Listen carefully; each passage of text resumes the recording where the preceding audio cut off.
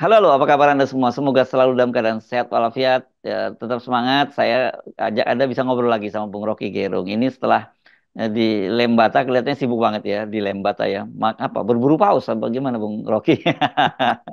Iya, saya datang ke Lembata, diundang oleh masyarakat adat untuk lihat perburuan paus, tapi ada cuaca yang buruk sehingga nelayan Lembata itu dengan mudah dia lihat sebetulnya dari kejauhan dia bisa lihat bahwa pausnya itu tidak akan tiba karena cuaca. Jadi Mm-mm. eh, masih sampai bulan Oktober perburuan itu. Mungkin saya akan balik lagi di sini. Tapi banyak cerita tentang itu. Juga diundang oleh rakyat yang menginginkan ada keterangan tentang apa yang terjadi di Jakarta. Jadi Mm. sambil nyanyi semalam, saya kasih ceramah di situ. Tapi yang lebih penting kita mencoba mengintip kecemasan atau kesulitan ekonomi yang membuat rejim ini panik sehingga semua hal dipermudah. Ya, ya, ya, ya. Oke, saya kira indikatornya jelas ya. Satu soal tapera, ini yang paling ramai kemarin UKT, sempat sempat UKT tapi dibatalkan kan gitu dan itu udah sekarang muncul tapera. Nah, kalau tapera ini yang ngamuk banyak banget ini, bukan hanya pekerja tapi pengusaha juga. Ya itu jadi sebetulnya ini Presiden Jokowi kehilangan orientasi tentang nasib Republik. Maka dia Hmm. jadi panik dan semua hal dia anggap bisa dirampok dari rakyat. Gitu. Sebelum Tapera ada soal kontainer-kontainer yang dua Ah, puluh ribu tertahan di Tanjung Priok, Tanjung Perak. Seolah-olah itu menyulitkan perputaran ekonomi lalu diizinkan masuk. Dan akhirnya barang-barang selundupan juga ikut masuk. Dan hmm, itu harus bersaing dengan UKM yang sebetulnya produksinya pasti kalah dengan barang-barang impor, tetapi itu selundupan tuh. hmm, Sebaliknya, barang-barang impor mewah juga sebetulnya ada pasarnya di dalam negeri kan. Ya, apa namanya ini, mall-mall di Jakarta itu, hmm, Plaza Indonesia segala macam itu. Tetap ada orang yang mau belanja, tetapi mereka mau belanja barang mewah yang mahal, yang asli, bukan yang selundupan. Jadi hmm, sebetulnya satu pihak pemerintah ingin supaya kelihatannya dia masuk akal, tetapi sebetulnya itu efeknya panjang itu. Demikian juga soal tapera tuh, bukan cuma buruh yang marah, pengusaha hmm, juga marah karena hmm, kesempatan pengusaha untuk mengatur ulang relokasi anggaran karena diterpa oleh COVID, kemudian kurs yang nggak jelas itu, hmm, ditambah beban untuk mengeluarkan 0,5% buat buruh. Buruh juga merasa ya kita udah diperas semua semua hal udah dipajakin itu hmm. dana BPJS, dana tabungan hari tua Hari segala tua. macam. Hmm, Sekarang hmm, tabungan hmm. tabungan perumahan rakyat yang sebetulnya nggak masuk akal tuh dalam keadaan ekonomi buruk. Kenapa pemerintah bebankan lagi itu dana-dana itu pada pada rakyat, pada buruh? Kira-kira Ya, itu masalahnya. Kita bisa rumuskan dengan satu kalimat itu kepanikan ekonomi rejim Jokowi. ya, ya. Karena saking paniknya kemudian tidak menyadari ya bahwa kan sebenarnya Pak Jokowi juga tahu sebelumnya ribut soal UKT. Itu kan juga itu kan menunjukkan sebenarnya satu memang UKT-nya naik sangat tinggi, kedua ada problem ekonomi udah ekonominya susah kok tiba-tiba UKT naik itu yang membuat orang mungkin marah kecuali kalau mungkin UKT naik tapi ekonomi baik-baik saja ya protesnya mungkin nggak sedahsyat itu. Tiba-tiba sehari itu kemudian dibatalkan dan tiba-tiba muncul tapera. Saya apa nggak Jokowi nggak tahu bahwa rakyatnya sedang susah ya itu yang saya yang saya jadi pikiran saya gitu Pak anu Bung Rocky. Lebih gila lagi nih menteri-menteri yang pegang portofolio Oh iya partai iya. itu mengiyakan Hmm. saja. Padahal Hmm. mereka mesti ambil inisiatif dong. Ya, oke, caleg-caleg kita yang kita potong untuk subsidi pada pada Hmm. buruh itu. Bukan buruhnya yang diperas tuh. Menteri Keuangan nggak tahu mau ngomong apa. Menteri Perdagangan, Menteri segala macam menteri. Dan ini akan menjadi beban pada Pak Prabowo nanti tuh. Hmm. Kalau misalnya semua anggaran itu yang seharusnya tiba dalam bentuk perluasan pajak, perluasan daya beli rakyat itu tidak dihasilkan, maka rakyat akan diperas terus kan. Jadi kelihatannya ini Jokowi nggak punya ide lagi tentang apa yang harus dilakukan ke depan. Dan orang yang nggak punya ide, makin lama makin panik dia. Jadi pemberatan beban pada kehidupan rakyat, sementara ekonomi tidak tumbuh, itu artinya menyiksa rakyat, memeras rakyat. Dan orang sampai pada kemarahan total tuh.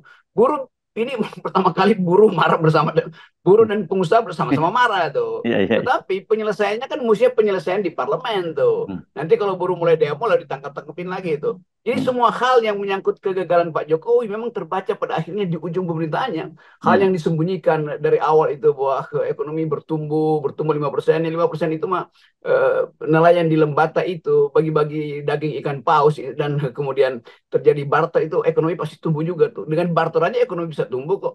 bukan Hmm. dengan intervensi APBN. Nah, sekarang APBN-nya bolong, lalu dicari cara untuk memeras rakyat. Mulai dari dana haji yang diagunkan dalam sukuk yang sebetulnya dipakai untuk membiayai IKN. Kan Hmm. semua itu terlihat, walaupun dianggap Yoko jawab, iya memang negara ini, Pak Jokowi terutama, ingin supaya IKN itu dimuliakan. Bagaimana kita tahu bahwa tapera itu juga dipakai, ditabung atau diinvestasikan di tempat lain, dan dana itu dipakai untuk IKN. Jadi sekali lagi, hak rakyat untuk menerima keadilan, hak rakyat untuk mengatur masa depannya, akhirnya terbengkalai karena ambisi presiden untuk menghasilkan proyek-proyek mercusuar itu. Bukannya dibatalkan proyek-proyek itu, justru proyek itu diteruskan dengan memeras dana dari rakyat. Itu yang dulu disebut oleh Peter Berger sebagai the pyramid of sacrifice. Jadi yang dibawa itu di latar piramida itu mereka sebenarnya yang menopang kemegahan piramida. Nah, piramida Jokowi itu namanya IKN. Ya, Piramida ya. Jokowi namanya kereta cepat. Semua hal yang sifatnya investasi tanpa minta persetujuan rakyat itu hanya untuk pamer bahwa Jokowi mampu untuk ingin diingat bahwa dia membuat kereta cepat, sementara otak rakyat itu tidak bisa bertumbuh karena stunting, membuat IKN padahal memeras dengan alasan itu untuk dana kesejahteraan buruh. Jadi semua hal yang buruk itu pada akhirnya terlihat justru ketika Jokowi sudah ada di ujung kekuasaannya. Iya, iya, iya, iya. Oke, Bung Rocky ya, ini kan eh, ini baru pertama kalinya saya kira ini ya, pekerja dan buruh itu ngamuk bareng begitu. Dan kalau kita amati di media sosial, Pengusaha dan buruh. sorry ya, pengusaha dan buruh, sorry, itu ngamuk bareng begitu. Dan kalau kita amati di media sosial, Bung Rocky, itu udah gila-gilaan caci makinya itu nggak kerukuran, ucapan Anda itu nggak ada apa-apanya gitu dibandingkan dengan kemarahan publik sekarang di media sosial. Benar-benar ini di ujung kekuasaannya orang memaki-maki Pak Jokowi luar biasa ini.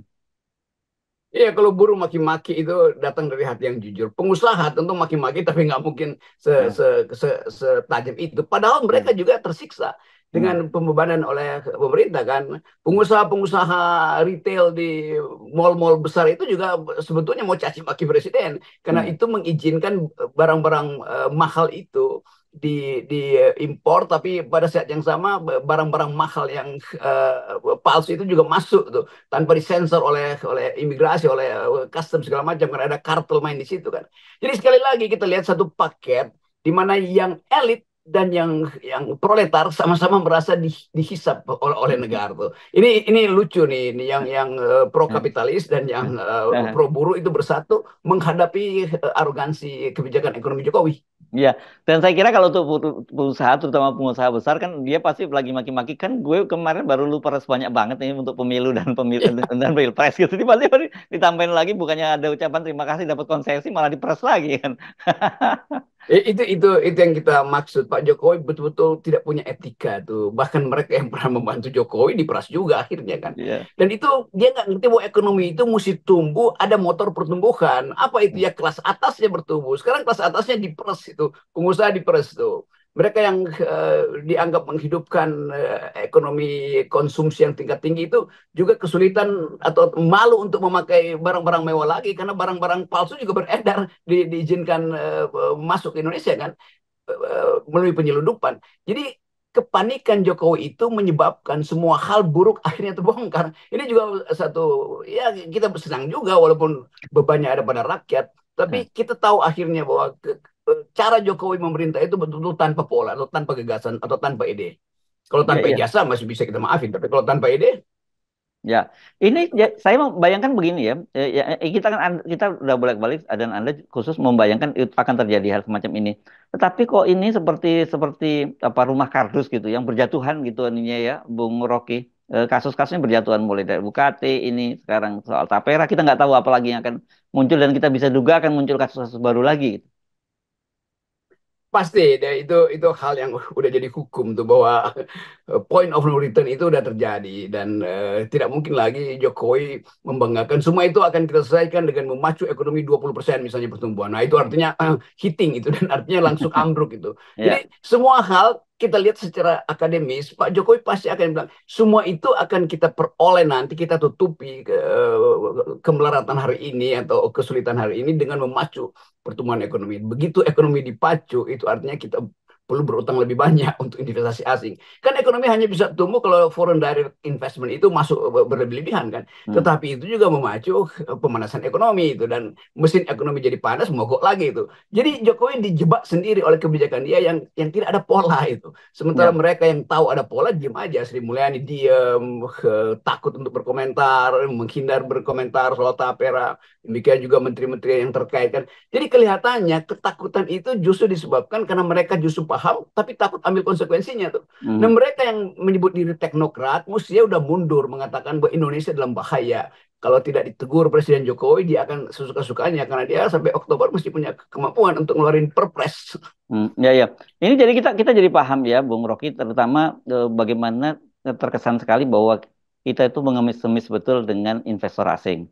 Contoh saya kira yang paling menarik itu adalah soal Elon Musk kemarin yang meluncurkan Starlink gitu ya, karena dan kemudian ada media yang menyebutkan bahwa Elon Musk PHP, ternyata dia cuma tidak investasi, cuma jualan Starlink. Ya memang dia mau jualan Starlink kan gitu, tapi yang salah yang kita yang kemudian kok nganggap bahwa dia akan investasi. Saya juga heran kenapa Pak Luhut dan juga Pak Jokowi kok nggak kapok-kapok dalam kasus Elon Musk ini kan dia udah mereka berdua ini udah sampai datang ke sana ke markasnya Tesla dan sebagainya gitu dan Tesla yang tadinya mau diharapkan investasi di Indonesia malah investasinya di tempat lain. Kok sekarang begitu Starlink masuk juga disambut dengan karpet merah dan berharap akan apa akan disiapkan lagi untuk masuk investasi di IKN kan menurut saya ini nggak masuk akal sekali itu.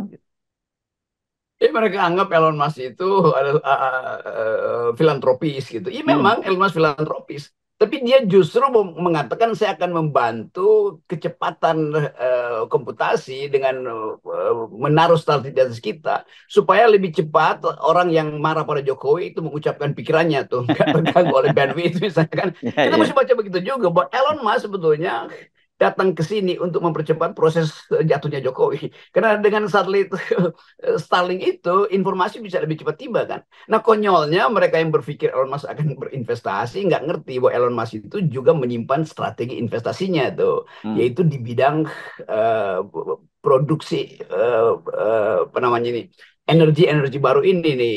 Sekarang di Amerika kita baca bahwa pemerintah Amerika justru kasih subsidi atau mensponsori penelitian tentang apa namanya nih Hidrogen. sodium Oh, sodium sodium. ion Hmm. yang kita mungkin nggak ngerti bahwa itu adalah energi yang disembunyikan, risetnya tiba-tiba udah mau selesai baru Hmm. diucapkan. Nah, sodium ini pasti lebih murah dan lebih lebih tahan lama stoknya daripada nikel Indonesia kan. Nggak Hmm. mungkin Elon Musk nggak tahu bahwa sodium itu lebih efisien daripada nikel yang harus digali dari dalam bumi dengan merusak lingkungan. Sodium itu bahkan ada di air mata. Sodium itu kan garam. Air Ya, mata ya, ya. kita itu juga bisa menghasilkan menghasilkan Nah, energi itu. Jadi kalau kalau gitu ada bener orang dong, yang Bung lagi patah Rocky. hati, Ya, ya, bener dong kalau gitu. Kalau air mata bisa jadi energi, supaya air mata buruh yang sampai 58 juta itu kan bisa jadi energi itu nanti semua karena ya, perlinsos tapera.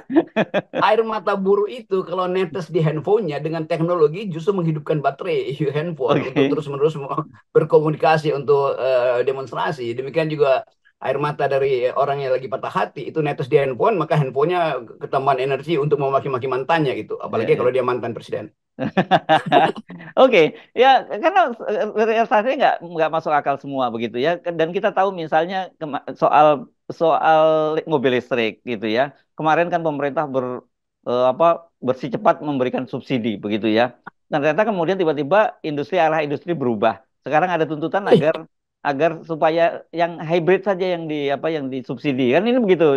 Sementara kemudian industri listrik belum jalan. Pak Muldoko marah-marah bisa. Jadi ini nanti industri listriknya akan tidak jalan kalau kemudian yang hybrid yang di apa disubsidi juga gitu. Kita bisa bikin kalkulasi dari sekarang bahwa industri yang disebut industri energi Indonesia yang diandalkan melalui hilirisasi itu akan jadi barang bekas itu Ya. karena ditemukan jenis energi yang baru. Itu sebetulnya bisa kita atasi kalau kita punya daya saing di bidang riset dan teknologi Hmm. kan. Mhm. Sementara riset kita itu tergantung pada anggaran negara, dan anggaran negara tidak dipakai untuk riset, tapi dipakai untuk bangun fondasi IKN kan. Tidak diperlukan riset high tech untuk membangun fondasi IKN itu. Semua orang juga bisa lakukan itu. Buruh Indonesia bisa lakukan itu. Tapi sekali lagi kita lihat bagaimana Jokowi itu tidak punya strategi untuk mengamankan potensi kita krisis energi itu. Bahkan dia langsung bilang bahwa ya ada kemungkinan harga minyak akan naik, dan itu artinya harga akan naik. Loh, bukan ada kemungkinan, pasti terjadi. Karena Hmm. semua negara yang punya stok minyak itu pasti akan menahan minyaknya karena mau dipakai untuk industri perang kan. Dan Ya. Indonesia bukan lagi produsen minyak secara net, kita adalah importir minyak tuh. Kita nggak Hmm. masuk lagi tujuh besar Seven Sister produsen minyak. Kita mengimpor minyak tuh karena Hmm. berapa yang kita butuhkan? Kita butuh mungkin 1.300 barrel, dan kita cuma bisa produksi 800.000 barrel kan. Semua itu kan terjadi karena perencanaan energi itu tidak konsisten dengan perencanaan Ya. pembangunan. Jadi kelihatannya kita akan mengalami krisis energi listrik atau BBM sebetulnya, dan itu yang akan ada atau akan terjadi di semester depan ketika Pak Prabowo mulai menyusun kabinet. Saya kira ini kemudian menjelaskan ya pada kita pasti dugaan-dugaan itu bahwa kalau kemudian muncul tapera, kenaikan UKT dan sebagainya menunjukkan bahwa memang apa keuangan negara sedang krisis, dan itu sebenarnya secara tidak langsung Pak Jokowi sendiri sudah menyampaikan itu, yang katanya dia ketar-ketir melihat dolar yang tembus sampai 12 ribu, itu artinya nanti harga-harga akan mahal. Kemudian Ibu Sri Mulyani juga melaporkan bahwa kuartal pertama ini penerimaan pajaknya anjlok begitu ya, dibandingkan year on year itu mengalami penurunan sampai 9%. Jadi ini hal-hal semacam ini sebenarnya kita sudah bisa membaca dengan mudah apa urusannya tiba-tiba kok tapera diwajibkan gitu. Nah, itu konyolnya tuh. Semua menteri itu berkeluh kesah bahwa semua indikator makro itu memburuk. Tapi Jokowi bilang, kita tumbuh paling tinggi itu lima Hmm. lima lima koma sekian persen itu, dan nggak ada 15,11 ya. satupun Ya. investor investor asing atau peneliti yang percaya pas ini adalah angka manipulasi itu. Jadi sebetulnya akhirnya terbaca bahwa penipuan-penipuan statistik itu memang disengaja oleh Jokowi untuk pencitraan. Sementara keadaan di bawah sektor real itu tidak bergerak tuh. Apalagi kalau kita minta sebetulnya pertanggungjawaban Jokowi di depan sidang MPR atau dipanggil DPR. Kan semua ini menimbulkan keresahan pada masyarakat. Ya. Nah, Ya. harusnya Hmm. DPR itu sudah memanggil Jokowi untuk dengar pendapat, hak angket atau hak interpelasi itu. Karena ini momentum yang tidak boleh diperpanjang itu. Harus sekarang itu Presiden Jokowi itu dipanggil oleh DPR karena memberantakkan masa depan atau harapan Indonesia untuk keluar dari jebakan hutang dan jebakan kemiskinan. Ya, ya. Jadi kita tunggu ya, Bung Rocky, apakah tapera ini juga akan segera ditunda, bukan dibatalkan. Kan UKT juga bukan ditunda, tapi dibatalkan. UKT bukan dibatalkan, tapi ditunda, dilemparkan ke Pak Prabowo. Nah, tapera ini saya kira karena berlakunya juga nanti pada eranya Pak Prabowo, saya kira mungkin juga akan ditunda dulu lah gitu ya, pemberlakuannya. Yang penting tidak Iya, masuk di tapi saya eranya kira Jokowi. Hmm. Ya. Dan saya kira Pak Prabowo di dalam hati kecilnya dia mulai kesel karena Hmm. dianggap bahwa saya akan dapat beban banyak tuh. Sementara kesempatan Prabowo untuk mengkonsolidasi kekuasaannya itu tidak mungkin lagi maksimal karena PDIP akan beroposisi dengan Pak Prabowo. Jadi kita mesti bayangkan penyusunan kabinet oleh Prabowo Subianto itu akan dibayang-bayangi oleh kecemasan dia tentang masa depan Indonesia tuh. Yes. Dan sekali lagi kita tahu bahwa ini semuanya gara-gara Joko Widodo selama 9 tahun tidak dikontrol kekuasaannya. Itu aja Ya, ya, intinya ya. tuh. Demikian juga menteri-menteri yang punya otak yang hanya membeo aja tuh sebetulnya tuh. Hmm. Jadi kita masuk di dalam satu fase untuk melihat Indonesia memang mesti hancur dulu baru bisa Hmm. tumbuh, kira-kira begitu kan. Dan Ya, orang ya. menganggap bahwa kenapa mesti hancur, ya memang cuma itu caranya tuh supaya Ya. bibit yang tumbuh itu betul-betul bersih. Yes, yang kita sering selalu sebut ya, berarti growing pain gitu ya. Jadi sebenarnya itu yang memberikan Growing kita pain. harapan. Ada harapan tapi kalau growing Yes. pain kan, Bung Rocky. Ya, ya. Jadi jangan dicegah hukum sejarah bahwa memang harus ada yang tumbang baru tunas baru itu muncul secara otentik. Dan itu yang Yes, kita sebut masa-masa growing pain harus diselesaikan oleh Presiden Prabowo nanti. yes. Oke, baik, makasih, Bung Rocky ya. Ya, mantap. Ya.